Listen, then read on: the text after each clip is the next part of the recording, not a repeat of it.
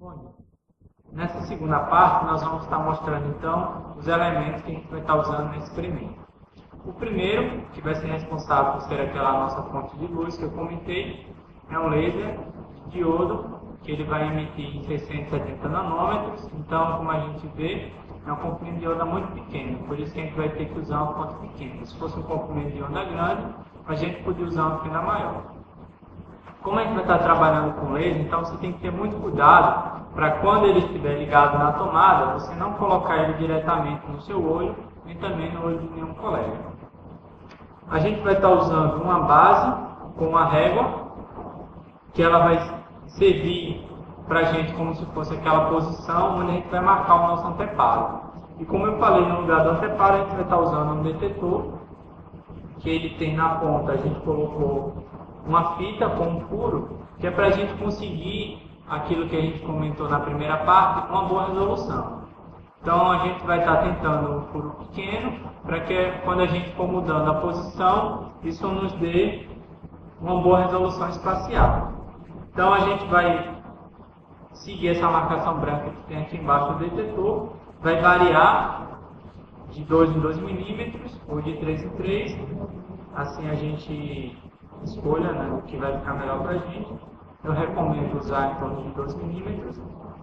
E a gente vai varrer desde uma posição máximo central até a lateral pegando 3 máximos e depois para outra lateral pegando mais 3 máximos. E no caso a gente vai estar fazendo essa medição utilizando um multímetro. Como a gente vai estar medindo diferente potencial, a gente vai estar usando esses dois primeiros canais.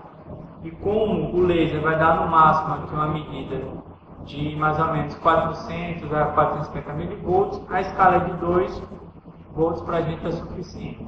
A gente observa que mesmo se a onda está incidindo, a gente tem aqui 125 milivolts. Se eu coloco minha mão, isso reduz para em torno de 97 milivolts. Isso nada mais é do que a luz do ambiente que o detetor está captando. A gente não precisa se preocupar, o que a gente tem que fazer somente é, quando a gente fizer experimento, lembrar de subtrair a intensidade fornecida pelo laser para o detetor dessa intensidade de fundo, dessa medida de fundo.